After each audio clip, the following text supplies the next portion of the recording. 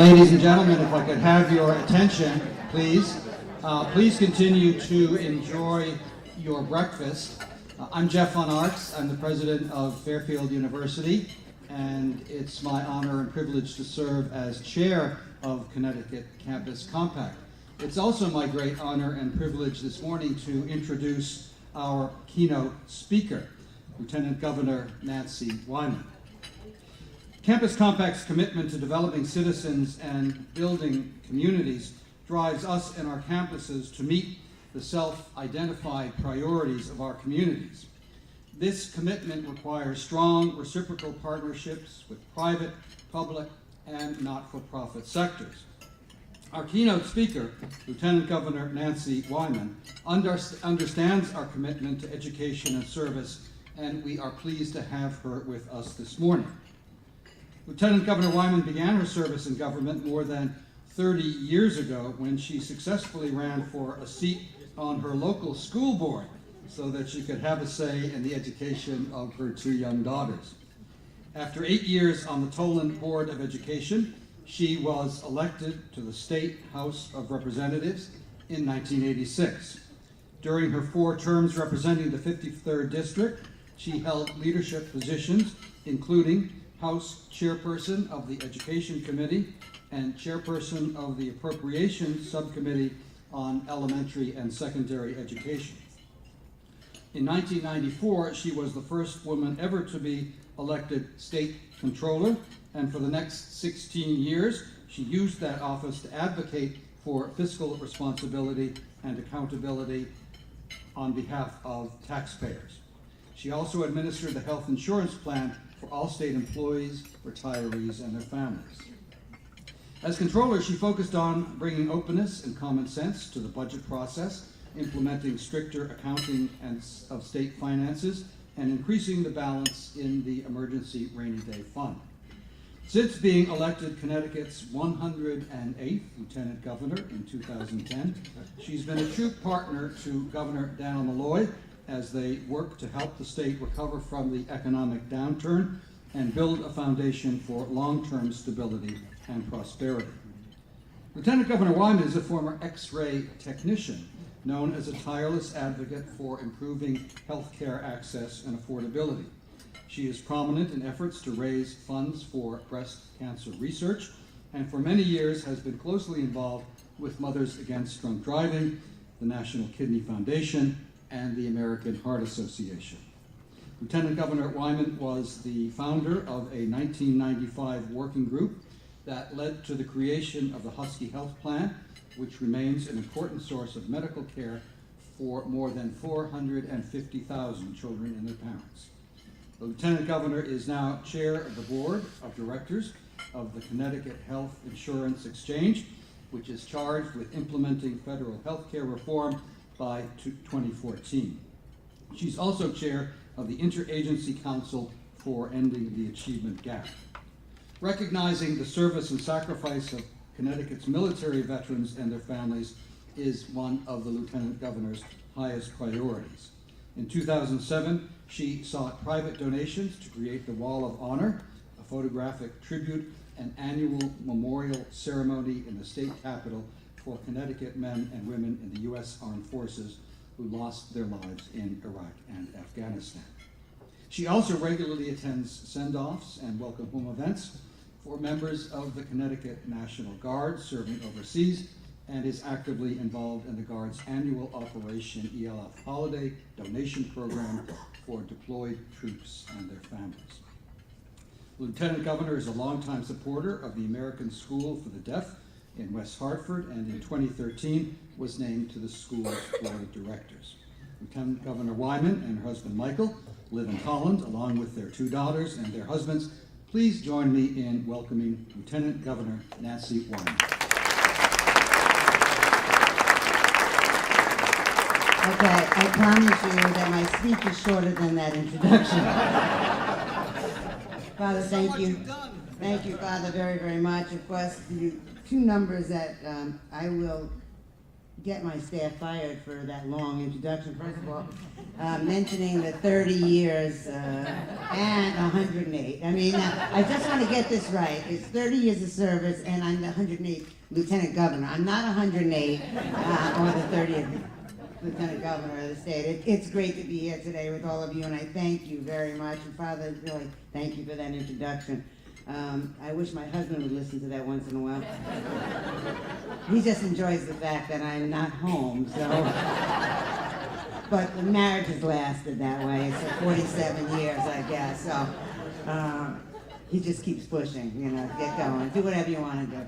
But no, really, I want to honestly say thank you for inviting me here today. The Connecticut College Compact is doing such an important work in shaping our future. And I must admit that I did not know about this beforehand. And all I've read about this and seeing what you're doing now is so very, very important. You know, recognizing the work that you're doing or telling people that what's going on our campuses, and I was saying this to Father before, that there's always this feeling that education and university systems and colleges live in their own bubble. It's almost like the state capitol. I see Representative Rojas, they're not him. But it's true, people visualize that as what's underneath your university roofs and stuff is going on underneath there. Not knowing that how much work you're doing to making sure your students understand that there's a community out there, and how much a part of the community the university systems, the college systems are in our state and all throughout the country, and how much you're constantly out there. And you know, for somebody who, and I guess many of the things that I did in my life, I think about it, and at the high school level, how I got involved with being a candy striper. At that time, of course, I could wear the stripes the way they had them, but nowadays I don't. Most of you wouldn't understand that. But getting out into a different system, getting out and exploring and figuring out what you can give back and why you give back makes all of your students, all of us, better people. And I'm just so impressed with this program because to seeing what is going on, we have, you know, up at the Capitol, we have interns from many of their schools, and they're fantastic. And it's interesting to me that many of them really are not seeing themselves as public officials, but yet they still came in to the political scene, let's call it. And then meeting last night, and I will tell you, last night I was at Future Farmers of America, FFA, awards winner for seniors and juniors up in the northwest corner of the state, and how you speak to people that these students had the opportunity to go out and trying different things. Most of them are not becoming farmers. They're doing public speaking, they're getting out there and doing other things, similar to what you're doing about bringing the community into your schools and bringing the students out into the community. And if we want a better state, we want a better country, we have to make sure that people have experiences that they've never had before, or that they wouldn't have. And universities give that, and colleges give that all the time, but you're doing something even more special. And I'm just so excited about this. The governor, I mentioned to the governor, I was coming here today, and I said, it's such a great program. And he wasn't always aware of it either. And so we're really very, very excited about it. As you know, the governor and I really truly believe in education, and we want to fight from the youngest to the oldest in education, making sure that all our students have the opportunity to learn, from the pre-K, universal pre-K that we're going to be pushing, to making sure that when our students graduate colleges, they have jobs, and making jobs available for them, and wanting them to stay here in our state. And so that's one of my big things, is pushing, come on out, do things in our state, but stay here. Come back here, you know, and I try to do it with a little Jewish guilt to some of the students, because see, I basically say to them, you know what, I have grandchildren and they live in this state. and you're going to be the leaders. And I want you to lead from the state, so my grandchildren need you. So if that works as Jewish guilt, I want you to come and stay here. Of course, some people don't know what Jewish guilt is, and then I say, well, it's similar to Catholic guilt. Sorry about it. Any kind, we all have it. And you probably gonna say, you'll never know, Father. But you know what? We have education is such a complex endeavor that we're all taking on, and we all have to work together. So you look at the private and the public colleges, universities here, sitting here. It is amazing, the for-profit, not-for-profit. It is an amazing group of people working together to making sure that this is the best state and the best country that we can have. And I guess on my question, I'm going to ask you. I'm going to ask you. See? You know, now you know why everybody sits in the back first when they come in. You got stuck, you came late, you must have been stuck up front. So it's my fault. Right. Speaking of guilt. Yeah, okay, I know. So tell me, why are you here? We are delighted to be one of the recipients of one of the awards today. I'm from Family and Children's Agency in Norwalk, and we have a fabulous partnership with Norwalk Community College. That's fantastic. Thank you very much. That's great. Okay, so I'm not going to ask you, Mary, because you know why you're. I know why you're here. We're paying you to be here. No, it's not true. Mary's absolutely wonderful, and I love her. I'm not going to ask her though. Okay, so, ma'am, can I ask you why you're here? Sure. I'm from Southern Connecticut State University, and I'm here to honor our colleague, Mr. Jim Barber, who's you, the Jim. state treasurer, by the way. Treasure.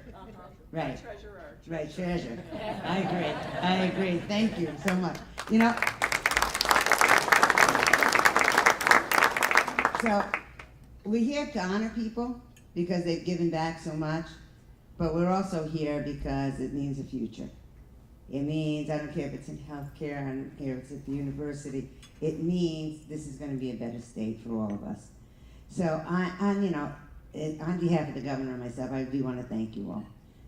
We have so many barriers that we still have to break down, be it in healthcare, be it in politics. I kind of hope for those of you that are young and looking for other fields, that people get involved in service to the state. And we need young, and this is not a partisan thing. This is Democrat, Republican.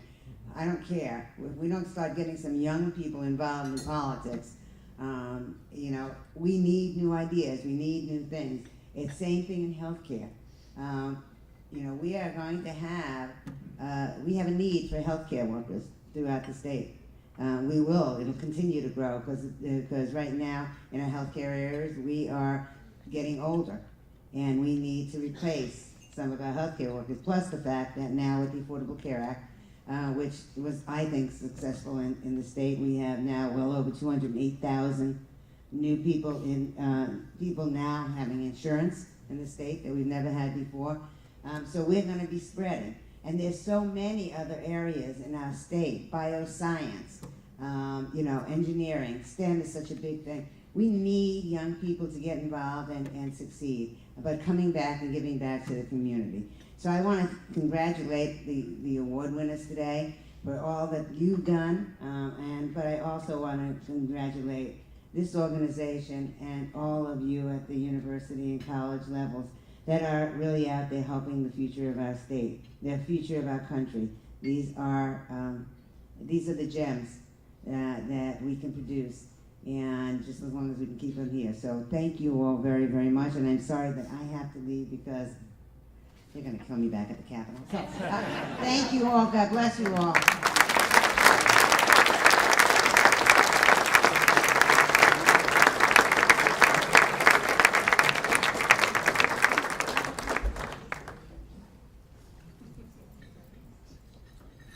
Thank you, Lieutenant Governor, for your energy this morning. You're continuing our theme of let's have fun together. We're going to begin the awards portion of our breakfast this morning, and our first award goes for the Faculty Engaged Scholarship Award. This award will be presented to one faculty member whose scholarship expressed in teaching, research, and service, or service reflects the highest degree of ethics and effectiveness and responds significantly to the community's need, and also focuses on knowledge sharing between academic disciplines and the public. Our winner today, and I hope you enjoyed the video for Dr. Jennifer Klug from Fairfield University. Please enjoy.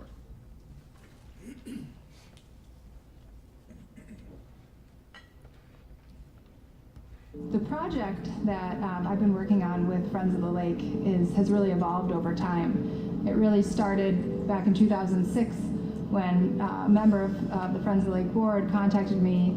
They had identified a problem of poor water quality in the lake that they loved, and were trying to find ways to have more information, more data collected on it. One of the major environmental issues facing Lake Lowenona, as well as lakes throughout the region and the world really, is a series of symptoms called eutrophication. And eutrophication occurs when excess nutrients, particularly nitrogen and phosphorus, come into a water body. They promote the growth of certain types of photosynthetic algae. They tend not to be good food for other organisms that live in the lake. Once the algae die, as they always do, they are decomposed by bacteria at the bottom of the lake. Those bacteria are using oxygen in their decomposition process.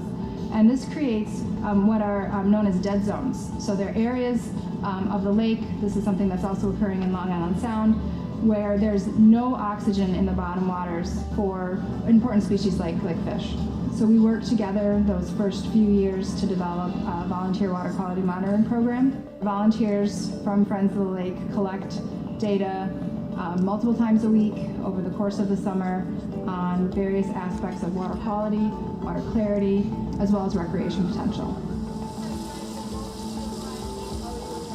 In 2011, we deployed a research buoy on Lake Lowenona that it has a series of automated sensors that are in the lake 24/7, collecting data every 15 minutes. That's beamed real time to the Friends of the Lake website. We call that our buoy project. So if you look at this is a temperature nodule, and that's the little sensor right here. In conjunction with the buoy data, high frequency data, they monitor the temperature at different levels. We want to know what the temperature profile is so we can compare it with dissolved oxygens and what's going on with the profile of the lake.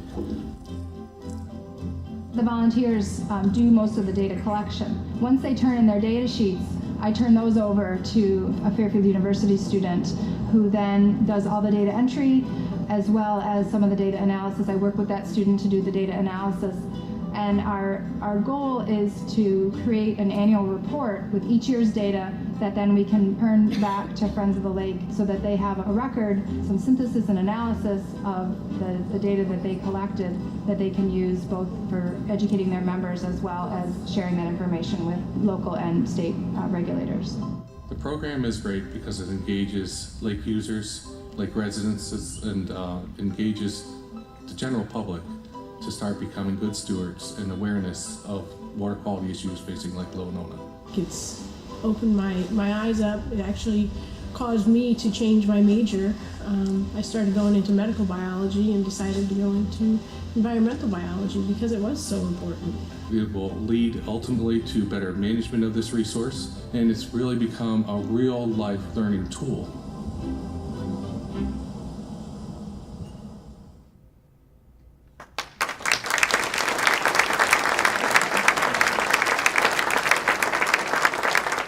I'd like to invite Father Von Arx to present the award.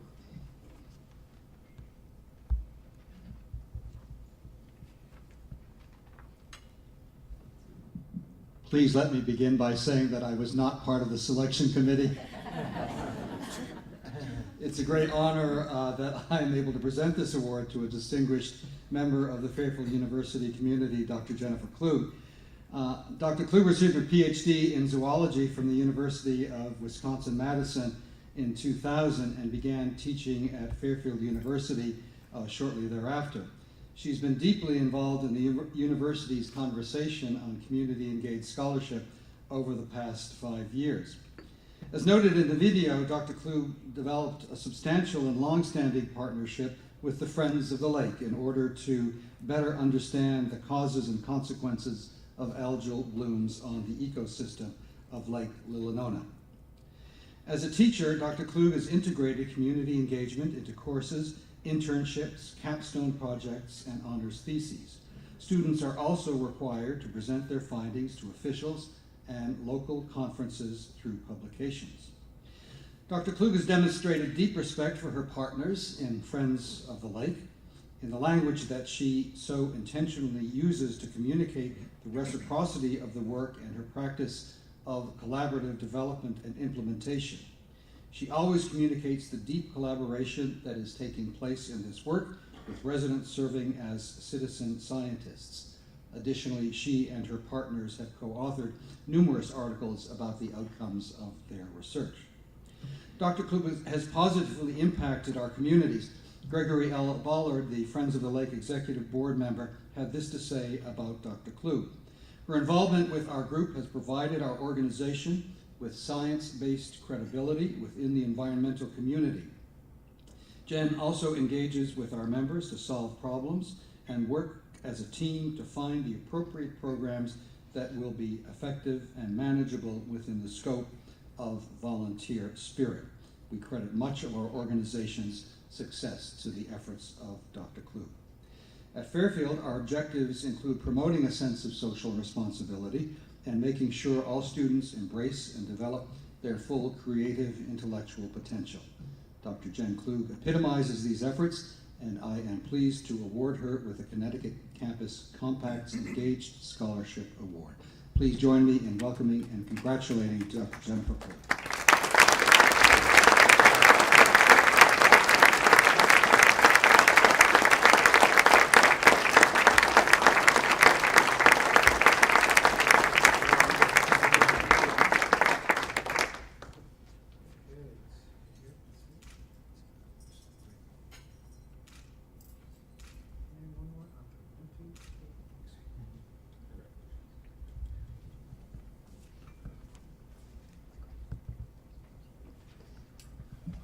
I've had to get used to the paparazzi in this new role, and I apologize for the flow of that. Our next award is the Campus Community Partnership Award. The Campus Community Partnership Award recognizes outstanding campus community partnerships that produce measurable improvements in and demonstrate a commitment to a community while enhancing higher education. Please enjoy this video for our winner of the Campus Community Partnership Award, the Aspire program.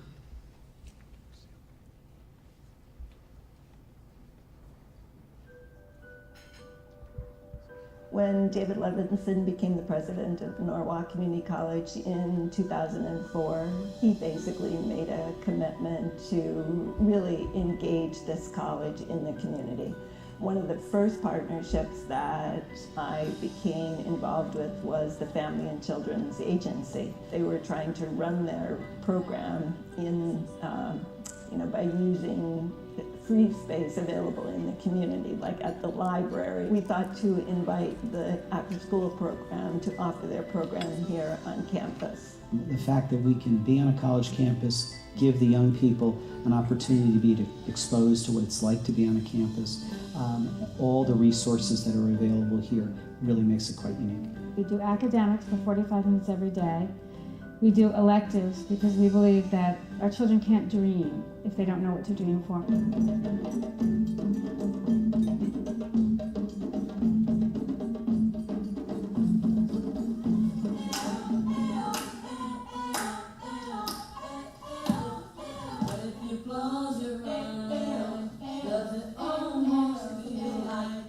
This offers them a chance to really experience other things and build self-confidence. It exposes them to school, to college. It gives them goals, something to work towards. Being here every day is a comfort for them.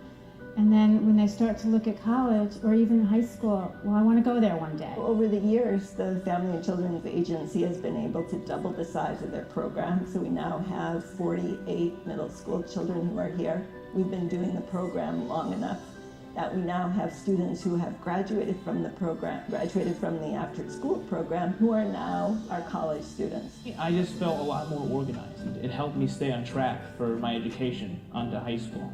And I came back because I had the opportunity to help other kids. What we have figured out as an institution is that if we want students to be successful when they come to the college, we need to be involved with them much before they fill out their college application. Ultimately, we are a public institution supported by the community, and by creating this really strong partnership with a community agency, I think it's an important way that this college gives back to the community and basically leverages a public resource to the betterment of the entire community.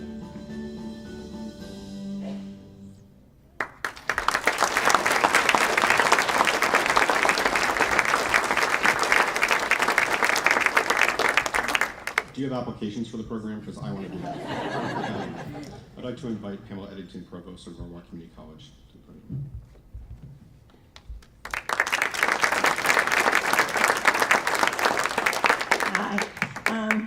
There were 5 of us in the car this morning coming from Norwalk, and thankfully we didn't get caught in all that traffic, but we couldn't decide on a radio station, so we were playing, games that Pierre was asking us questions, and one of the questions is, what's on your bucket list? This was on our bucket list. We've been at this partnership for a long time.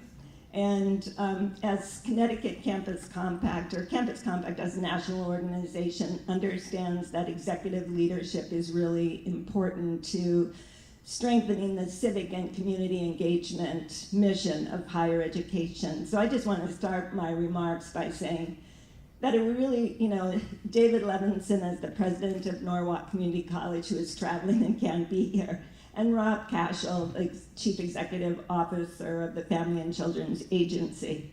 It's their being able to think outside of their institutional boxes and to see how our missions are aligned and how by working together we could achieve greater outcomes that really provided a fertile ground for those of us at the program level to bring this kind of partnership to life. And so once we had that, it was a matter of a single service learning, as a faculty member integrating service learning in a course that created the initial relationship. And then from there, it was just a matter of continuing to fertilize that relationship. And it certainly helped that the people who are involved in community service are all such great people, you can't come to these events and see all these people who are engaged in the community, who give of themselves to do this and not want to continue to work with them. And so it was love at first sight, and we just keep, feeding this relationship. So we've been able to double the program. Every year we think of another way that we can craft a closer relationship as a result of the work that we're doing. The Family and Children's Agency has shared with us a social worker on our campus who's been able to serve 100 of our students over the last couple of years. And that's a resource that we didn't have as a college, but because of this partnership, we were able to bring into the institution.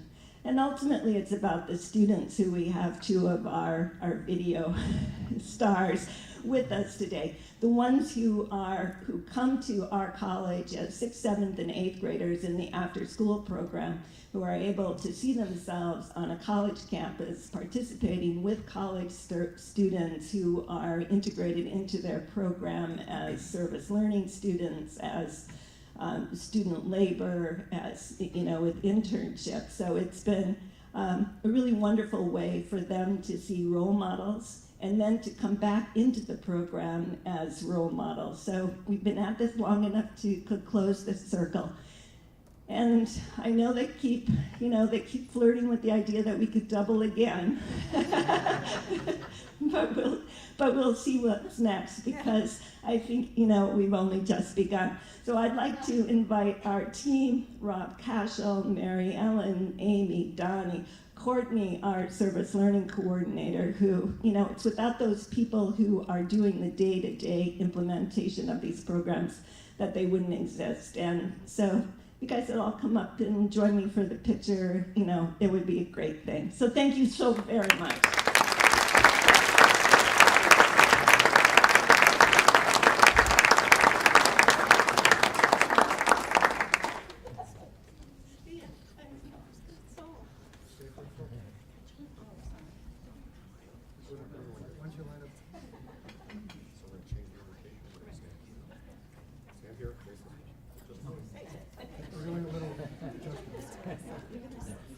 Don't mind us, talk amongst yourselves.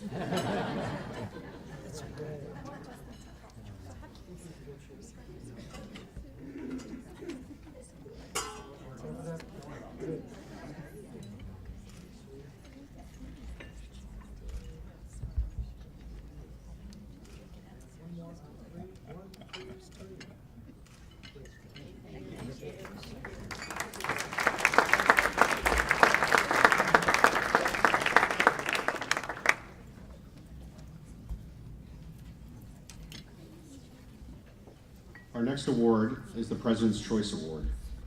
This award is given to an individual who demonstrates sustained commitment and promotes active and engaged citizenship, improves the quality of life for citizens in Connecticut, and strengthens the role of higher education in building communities and a democratic citizenry.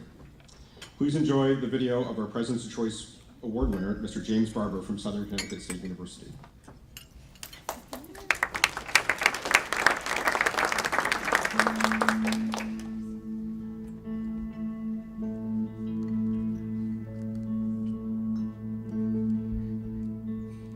I've been here for a long time.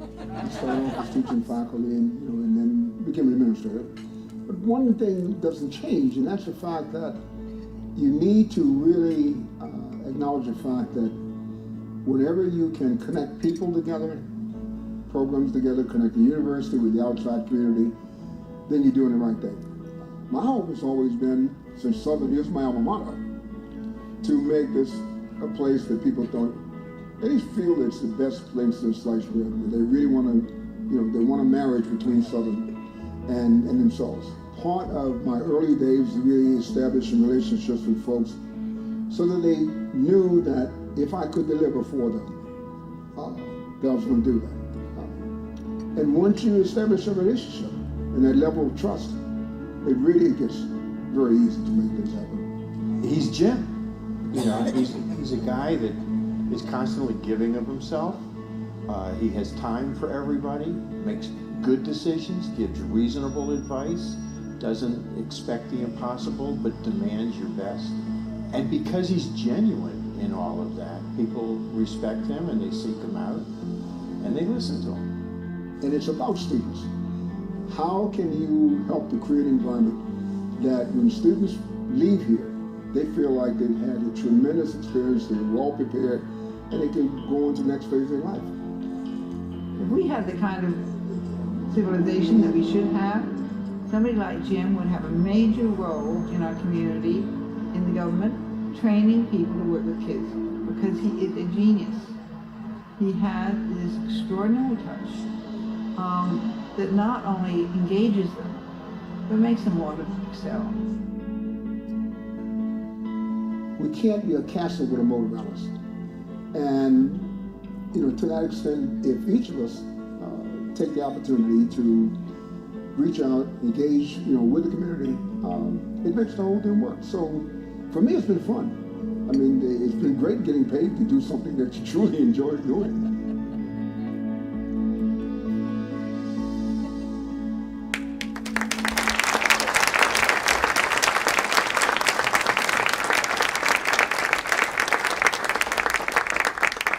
That's the greatest line, right?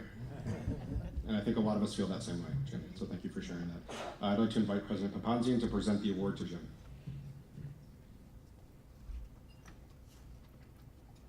Thank you, Matt. And it's a real honor and pleasure to be able to award Jim with something that is very much at the core of his being and his identity and the essential values of our university.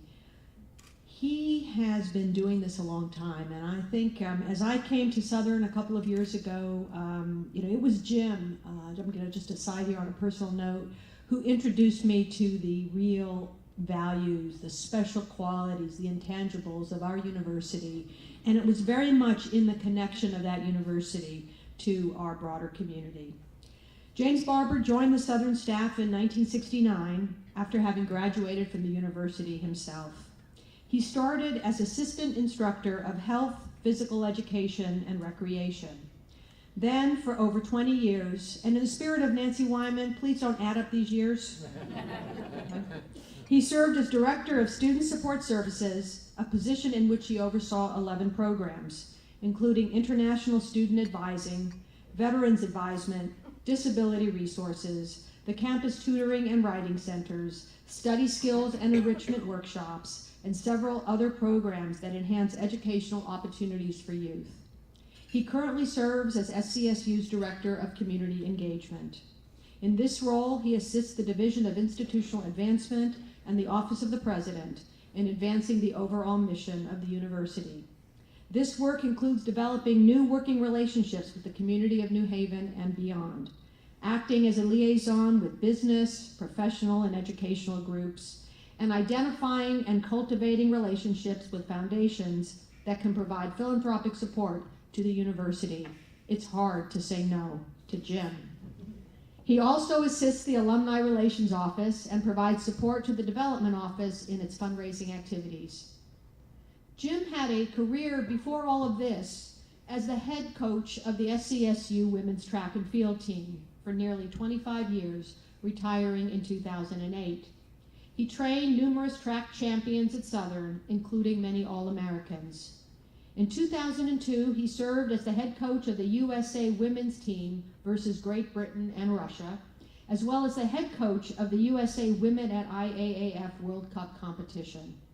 He is one of the founders of the U.S. Track Coaches Association and was named USTCA Indoor Regional Coach of the Year. While coaching at Southern, Jim was named 2005 Northeast 10 Women's Outdoor Coach of the Year. A committed community activist, Jim is the founder of a youth track program in New Haven that has benefited thousands of area youths. You cannot find a leader in our community today who has not somehow been touched by the work of Jim Barber. He is president of the New Haven Scholarship Fund, which has assisted scores of local high school students to pay for a college education. Jim has received numerous awards, among them the Service Award from the United States Track Association, the Alumni Association's Alumni Service Award, and the State Martin Luther King Jr. Holiday Commission's Leadership Award. With his lifetime focus on students and on community, Jim has been and continues to be, as long as I can persuade him, an enormous asset to Southern Connecticut State University, to the greater New Haven area, and indeed to all of us. I am delighted to congratulate Jim Barber on the selection of the President's Award from this great organization. And Jim, I ask you to join me and receive due applause for all of the work that you have done.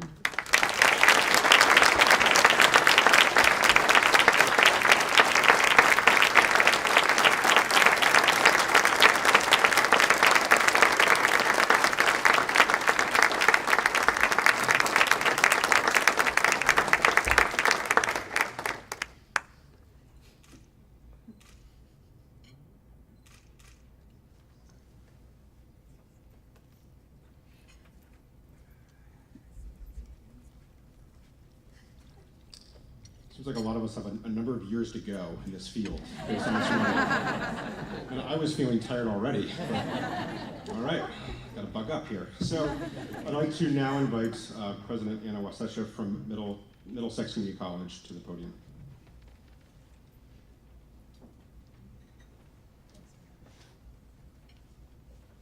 I sort of like the idea of Middlesex. Well, good morning, everyone. I pulled the wrong notes out of my purse. Just a moment. My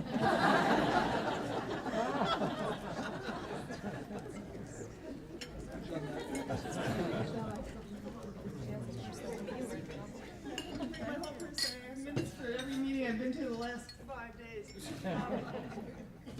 Well, I've been asked to, first of all, to introduce myself because I'm the president-elect of the Connecticut Campus Compact, and I'm delighted to be able to serve in that role. I came to Connecticut from Minnesota, where I was active in the Minnesota Campus Compact, so it's kind of like a nice coming home for me to be involved with all of you in the service learning and civic engagement movement that is alive and well in America's colleges and universities.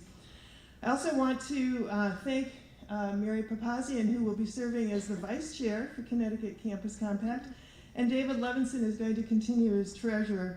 I think we're all excited to be working with Matt Farley on this new day for the Connecticut Campus Compact. As you may know, it has been housed at Fairfield University, and it has received tremendous support and mentorship from Father Jeffrey Von Arx, but it will soon be moving to the University of Connecticut's West Hartford campus, and we'll have a new street address, which we don't know at the moment, but Matt will be sure that we all do know it, and it keeps its email address, right? So we'll be able to get in touch with him anytime we wish.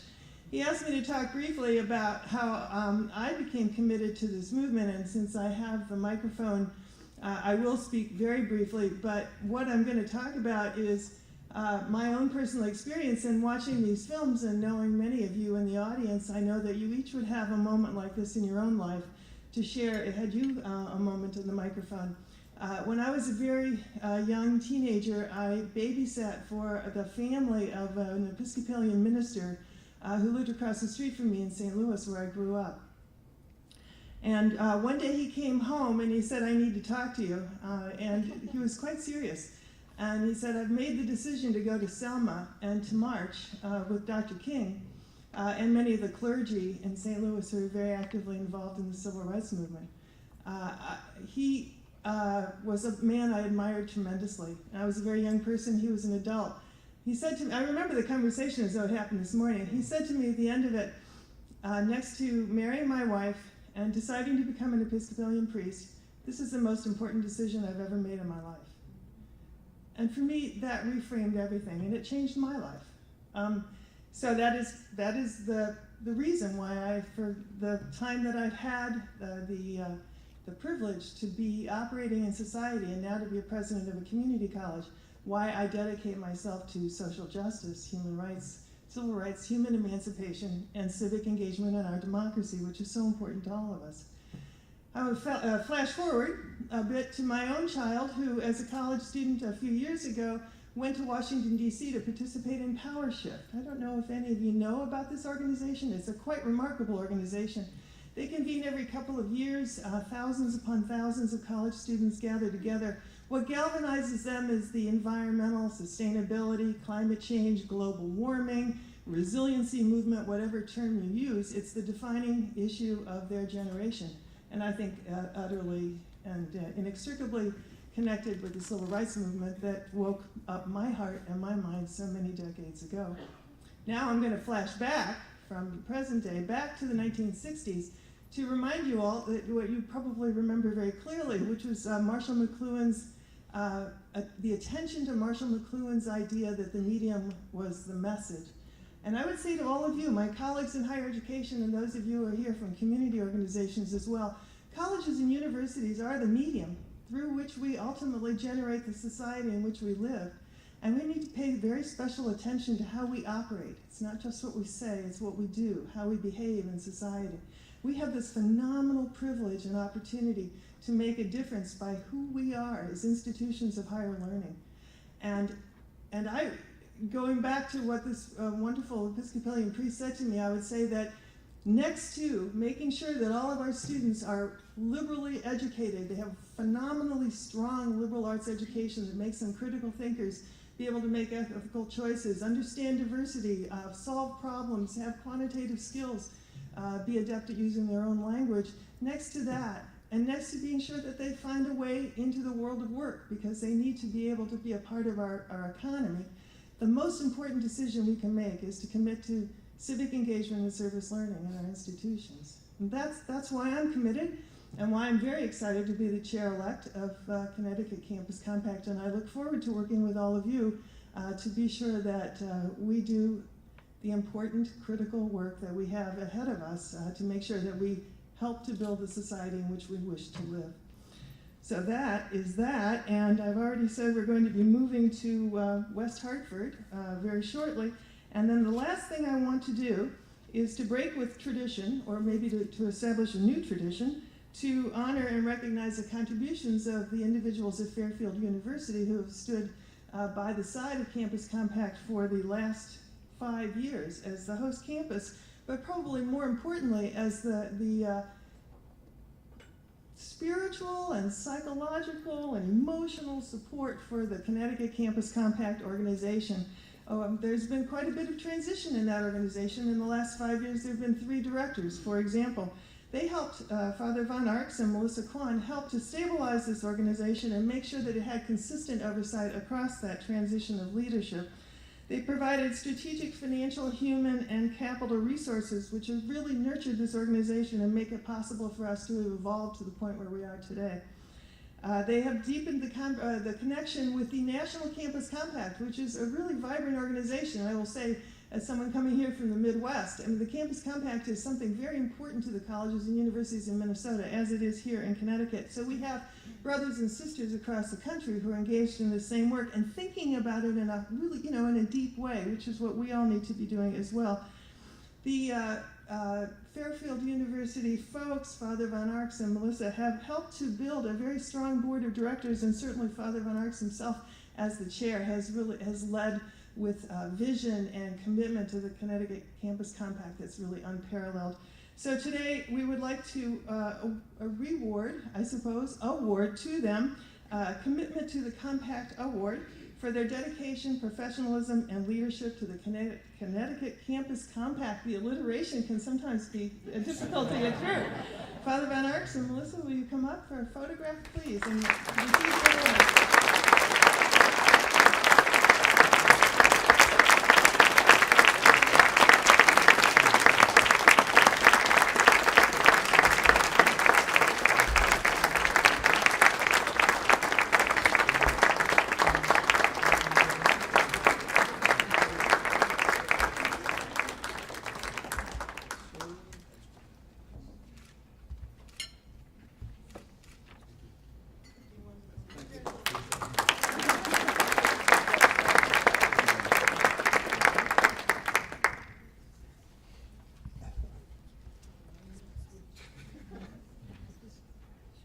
You grab your purse, I'll keep my bag. I coach basketball, if you don't know me. So I coach youth basketball, and I'm not an everyone gets an award person, typically. But today I kind of feel that way. So let's keep this going. This is a lot of fun. And if the Hartford Club could extend our time, we could do this all day. I do want to recognize 2 very special people that are with us today for their contributions. They're not talked about enough, I think, and really this organization, beyond the work that Fairfield has provided, has really grown it and solidified. And the first person is Saul Peterson. Saul?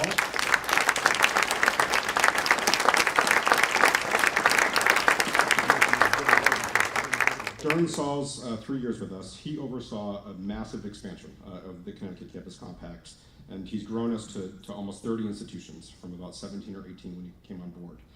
He also developed our really first strategic planning process and oversaw that. Our new governance review and structure was part of that work, and he also established 3 advisory committees that also produced scholarly work as part of that, and Saul was instrumental to those steps. He also really was key to envisioning a plan to make us sustainable as an organization, and his leadership brought around changes in how we do fundraising and how we approach potential partners in the work and establish an event such as this. So we have a lot of great traditions. So Saul, thank you. The second person is Katie Kutu. Sorry, Katie. Katie,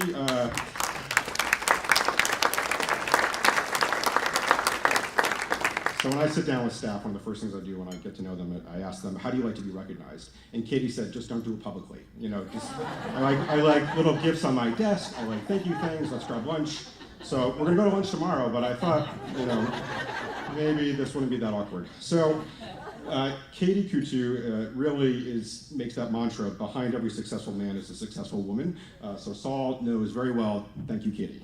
So really, Katie Coutu, who's our program manager, has been with us for 4 years, has made the decision not to go with us to the University of Connecticut during that transition because she lives down in Fairfield County. So that was also private, now it's public, sorry Katie. But really, I couldn't let this opportunity pass because Katie's been so instrumental to our organization and really has grown our VISTA project and solidified that. She joined us as a VISTA leader and then moved on to be our program coordinator. She also kind of co-managed an AmeriCorps Students Leaders in Service program with over 300 members in Connecticut, Massachusetts, and Puerto Rico, and partnered with Massachusetts Campus Compact on that.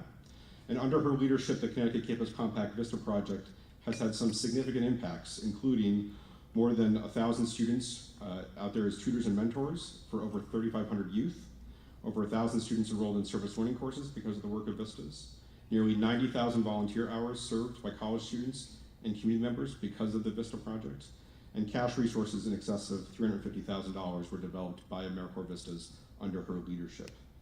Katie, again, isn't making the jump with us, but really has solidified us to the point where I'm comfortable in making that jump. Now, you can probably smell fear on me a little bit in this transition because Katie's not making that, but I know in the next month and a half or 2 months, we're going to progress our institution forward. So thank you, Katie. I'd like to invite Katie and Saul both up.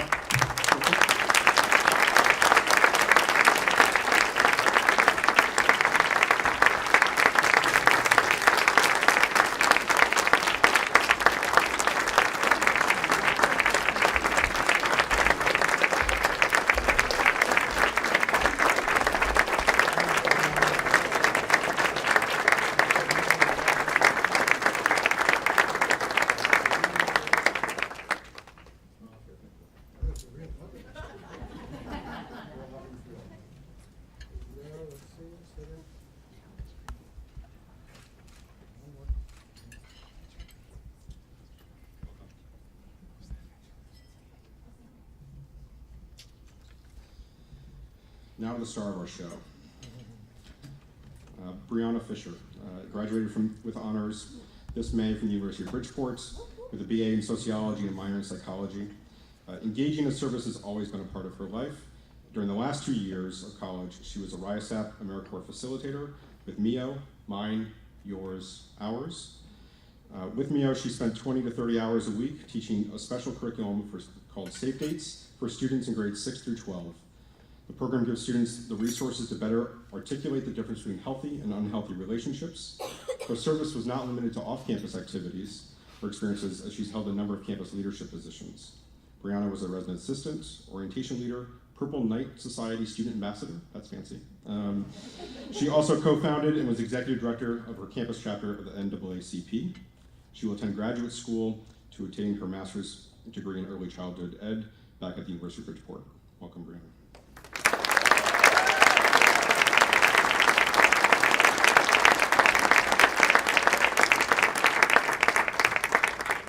Hello, good morning, everyone. Good morning, everyone. Hello, my name is Miss Brianna, and I'm fabulous. And I know you're probably looking at me and saying, where did they get her from, number one? And what's her purpose in saying such? Others may laugh and think it's silly and obnoxious, but it holds significance. That declaration is something that I had my students say at one of my Bridgeport schools in which I served. My purpose is to give them purpose. My purpose is to set the atmosphere for thinking outside the box and to help create a foundation for them where mediocrity will never touch. Each and every morning, my students would have to state their names and declare without hesitancy that they are fabulous. Some students, they were scared at first and saying, I don't wanna. But by week 2 and 3, they were making the declarations by themselves and also adding things. They were saying, hello, I'm fabulous, and I'm tall, and I'm brilliant. And what they were doing, even if they, weren't so confident in doing, they were speaking things into the future. They were speaking things into existence that they wanted to see within themselves and making that declaration known. They were speaking things into existence because it had purpose to them. These are the things that they wanted to see, and they wanted me to know that they knew what they needed. Novelist C.S. Lewis was noted for stating that we are what we believe that we are. Because of this mentality, my students found that they had the power in their voice, and the power is not something that's to be taken lightly. Okay, I know I'm gonna put you guys on the spot, but can I have Virginia and Perdita quickly, please?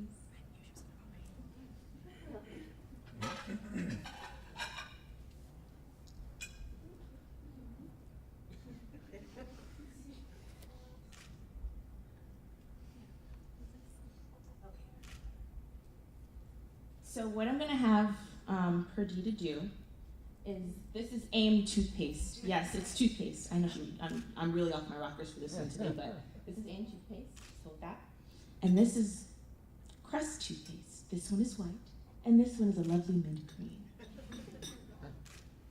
Now we're gonna have a little bit of friendly competition. I want you guys to squeeze those tubes of toothpaste out as hard and as fast as you can. Go.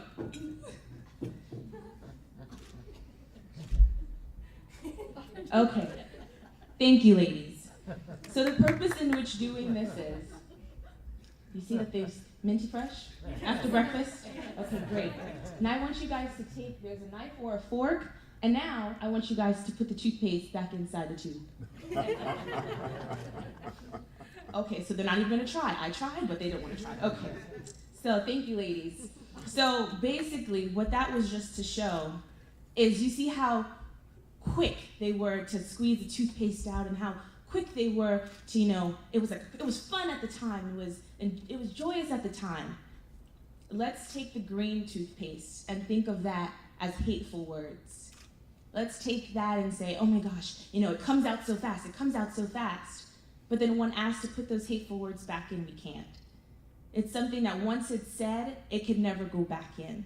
And with the white toothpaste, all of those positive things that you say to students, that you say to others, they'll never be able to be put back in a place that is the same. When it's put back in or taken back in with the white toothpaste, it's something that helps to encourage students. It's something that once it's instilled in them, it's something that it won't ever be gone. So it's something that I take very great pride in encouraging my students. 2 years ago, I was handed the Safe Dates curriculum, which teaches students the tools of effective communication to realize the warning signs of abuse and the resources around them that they have to combat these forces, amongst other priceless lessons, in an enjoyable fashion. I was eager to teach this awesome curriculum and looked forward to impart this new knowledge into these vibrant young souls of our future. I was determined to be my best, to do my best, and to provide them with the best, because once you're my student, you're, taken as the best, of course. Well, let me tell you, I was the best at being completely and utterly wrong.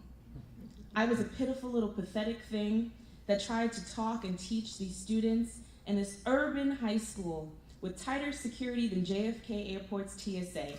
So picture me, this smiling, 5'1" bundle of joy, who came from a very good Long Island high school, into a high school where I was cursed out, and I mean all the way out, on my second day. A place where teachers were either shooing their students out of the classroom, or students would just walk out because I felt like it. I was in a very, very naive bubble. I thought that every high school was very much like mine, but that bubble was popped, and popped quickly.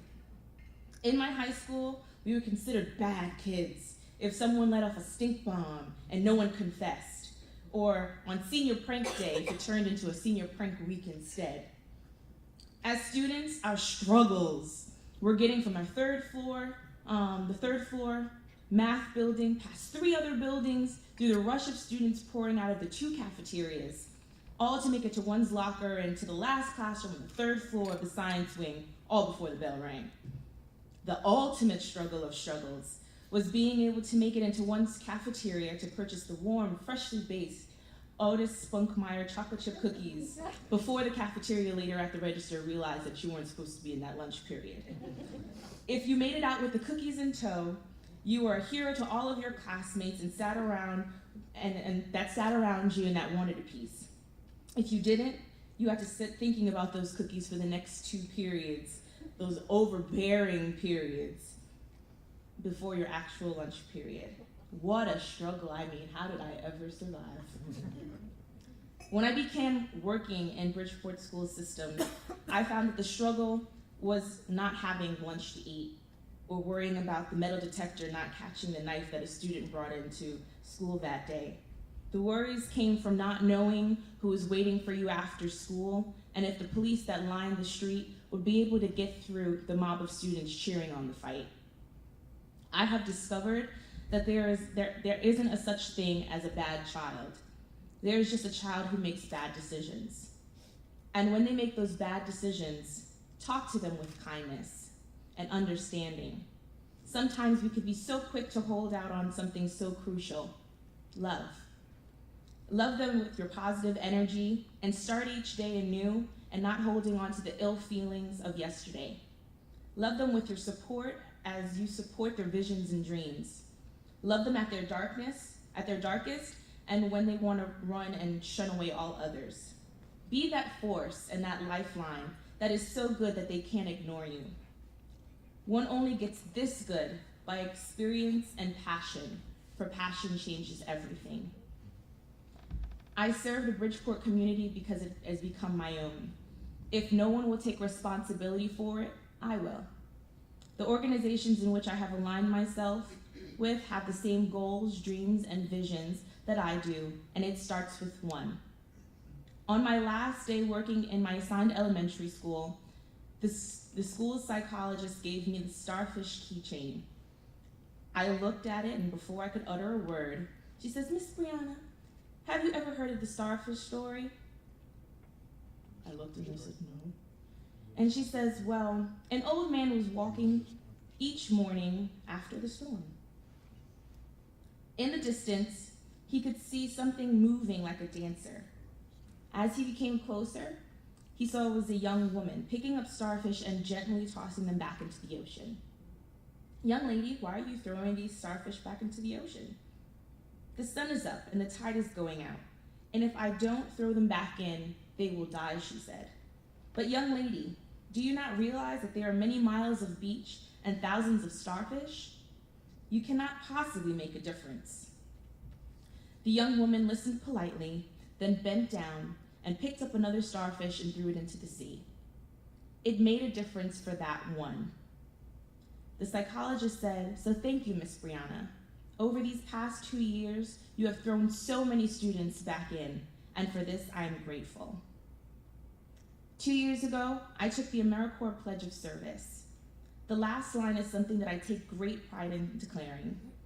It simply but powerfully declares that I am an AmeriCorps member and I get things done. So on today, I challenge you to get things done.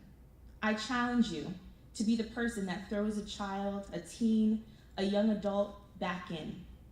Will you be able to save them all? No. However, I implore you to be the spark that leads to the reigniting of a fire in your home, in your place of employment, or in your community. If it takes doing some manual labor to help to ensure that just one gets back on track, do it. Our sleep is precious, I know. But if we lose an hour or two to gain a lifetime of positive change, is it still a loss? Be the example and do nothing in life with mediocrity. Young people look to their elders and other strong influences for the matter in which to conduct themselves.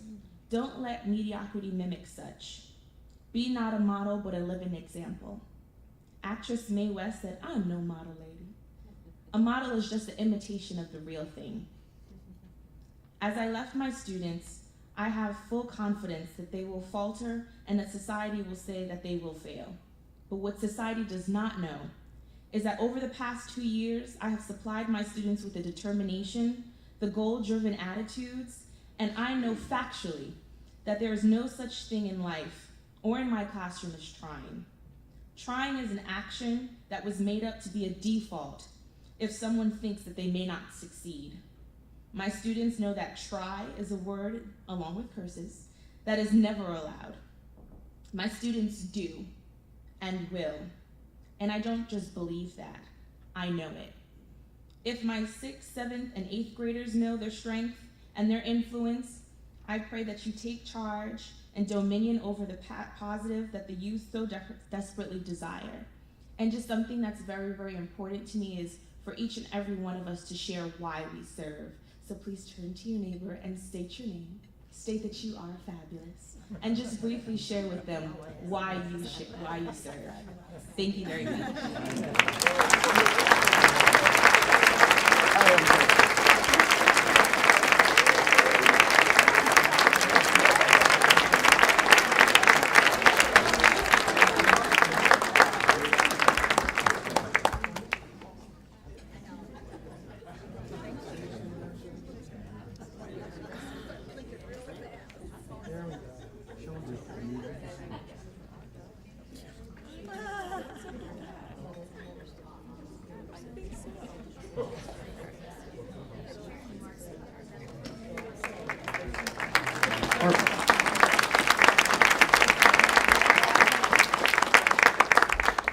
You have 140 people that have confirmed that you are, in fact, fabulous. So, thank you.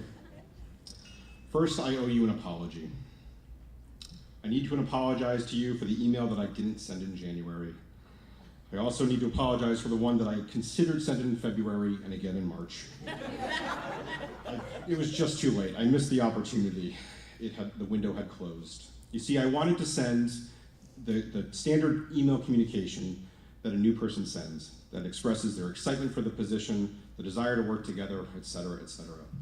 But of course I wanted to say those things and talk about my vision for where Connecticut Campus Compact was headed and how we were going to get there. I wanted you to be inspired so that when I call you, you'll actually answer. And when you answer, you will then respond with all the things that I'm asking you for. I wanted this to be so good that you'd be inspired to call me and say, how can I help? What information do you need? And what can I do? That didn't happen. Sadly, I tried to write it and it just never finished. You see, earlier this semester I was fully prepared to express my gratitude and excitement, but I really didn't have just one vision for our organization.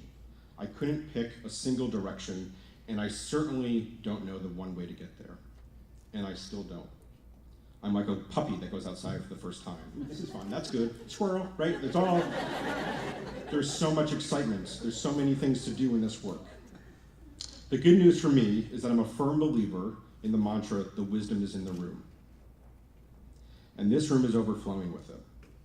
And I believe that the wisdom in this room, combined with the wisdom of our colleagues who couldn't be with us today, will determine our vision, our future, our impact.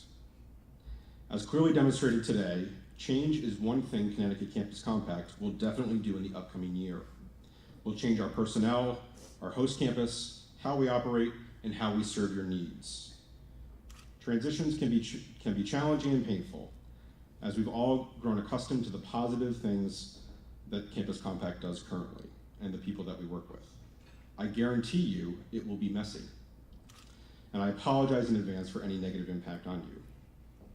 But transition also creates opportunity.